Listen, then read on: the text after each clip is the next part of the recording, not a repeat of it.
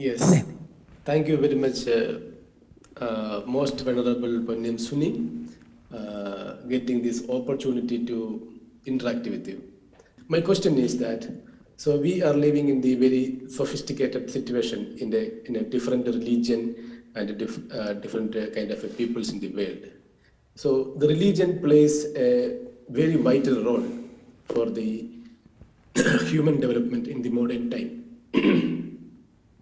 But at the same time, the religious fanaticism divides humanity, and that leads to violence. So, and the religious fanaticism at the same time, and segregated peoples. So as a Buddhist, in the modern time, how Buddhists could work among the various religions and bring harmony? This is my question. 네, 스님 안녕하세요. 이렇게 스님과 교류할 수 있는 기회를 주셔서 감사하고요. 저는 인도 남부에서 출생한 지금은 카나다에서 살고 있는 사람입니다. 그래서 저도 불교 수행자면서 불교 단체도 설립하고 지금 캘리포니아에 있는 승려 스승님을 모시고 지금 이렇게 수행을 하고 있는데요. 제 질문은 이제 이 종교라는 것이 인류 성장에 대해서 많은 기여도 하고 있지만은 일단 현대 사회에서 광신적인 그런 종교로 인해서 많은 폭력도 이루어지고, 그리고 사람들을 서로 이제 분리를 하고 그런 것 같습니다. 그래서 그건 불교도 예외는 아닌 것 같습니다. 그래서 세계 불교 공동체로서 어떻게 이런 광신적인 종교를 없애고 화합을 이룰 수 있을까요? 그런 것을 없앨 수는 없습니다. You cannot eliminate fanaticism. 그 없애겠다 하면 그 생각이 어쩌면 광신적입니다. Maybe the thought, the goal of eliminating fanaticism is in itself fanaticism. 그런 것들의 부정적인 요소가 많다면 어떻게 줄일 것인가라는 것은 우리가 할 수 있는 일이지만은 없앤다 하는 것은 가능하지 않습니다. If we find there are a lot of negative effects to fundamentalism or fanaticism, then I think we can go about trying to mitigate those negative effects. But if you say eliminate something, that's an absolute that we really cannot do. 우리들의 정신 작용 중에는 어떤 이런 아주 한 곳에 이렇게 몰두되는 그런 어떤 편집증, 그러니까 좋게 말하면 집중이고 나쁘게 말하면 편집증의 어떤 그런 작용이 있습니다. So part of the way, the mechanism of our minds is that we tend to really obsess over something. You know, there's a, if you want to put a positive spin on it, it could be a focus, right? You're a very focused person, but the other side of that coin is that you obsess over things. 그런 그 편집증 증세가 과학을 연구하거나 이럴 때는 그것이 어떤 유용할 때도 있습니다. However, if you are a scientist and you're obsessing over some kind of discovery, maybe it's useful, your obsession.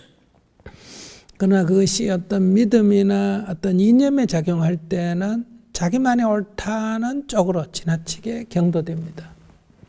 However, if you end up obsessing over a faith of ideology, then you tend to be kind of tyrannical about your own beliefs and assumes that others should actually also share your own beliefs. 사람들 중에는 그런 증상이 심한 사람이 있고 약한 사람이 있습니다. And among people, you will encounter people that have a very strong sense of being right about their faith or ideology, and others who are not as strong. 그러니까 기본적으로는 누구나 다 있고 다만 좀 강한 사람이 있고 약한 사람이 있다 이런 얘기. So what I'm saying is that this fanaticism or tend to obsession is a trait that's shared by every human being, that some have it stronger than others.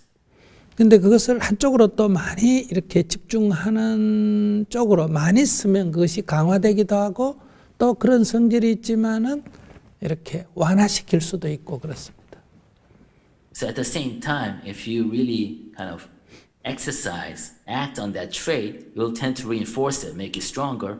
However, if you don't, there are ways to mitigate and weaken that trait.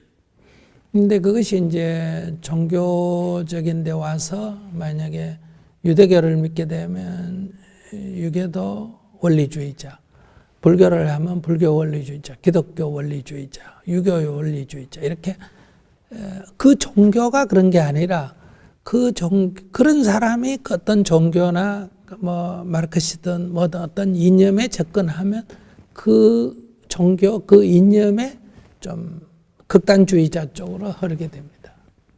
So it's not that Judaism or Buddhism or Christianity or Islam or Marxism are fundamentalists in nature. It's that people who tend to obsession or fundamentalism, when they join this religion, they become fundamentalists in that religion or ideology they have chosen.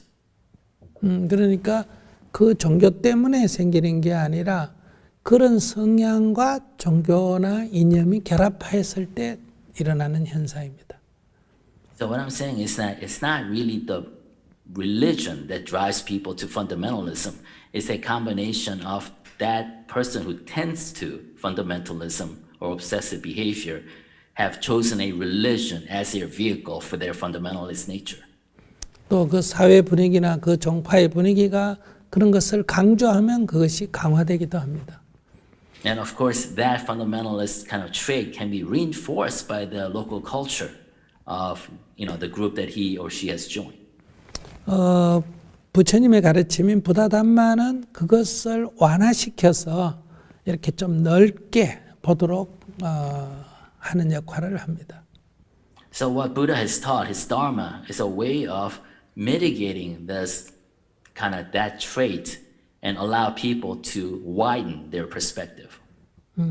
그러니까 그런 극단주의적인 것도 인간 정신의 한 작용이고 또 그런 사람들도 인간의 한 부류고 그런 종교도 많은 종교 가운데 하나다. 그래서 그것마저도 넓게 생각하고 포용하는 것이 불교입니다.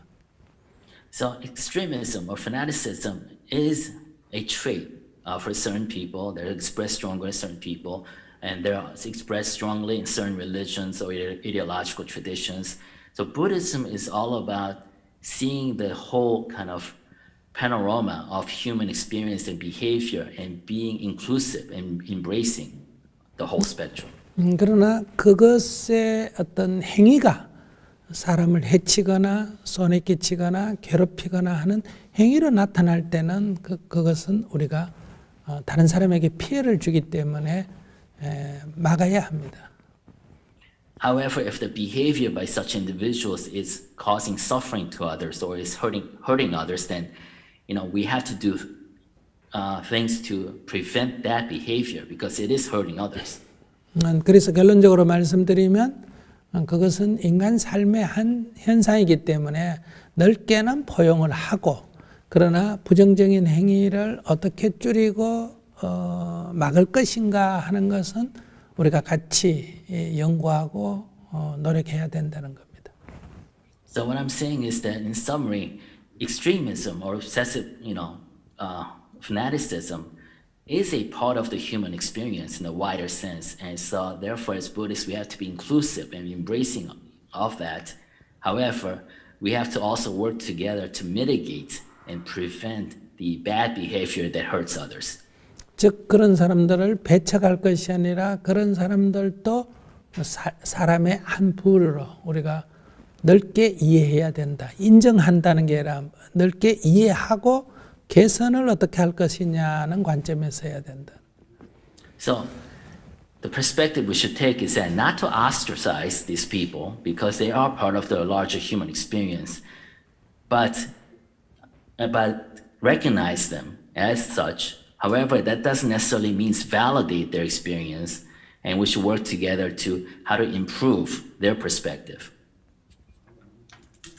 네, 자기 얘기 좀 해보세요. Please feel free to react to what I just said. 예. Thank you very much for your kind response.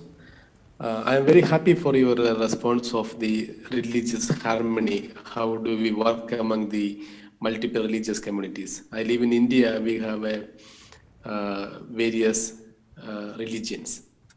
So that I asked the question. So as a Buddhist, it is our duty to be work among the all religious, work among the all peoples harmoniously and develop friendship with everyone. So as you told that we cannot stop fanaticism. It is working among other peoples. But as a Buddhist, it's our duty to be harmoniously live in this world. Thank you very much for your kind response.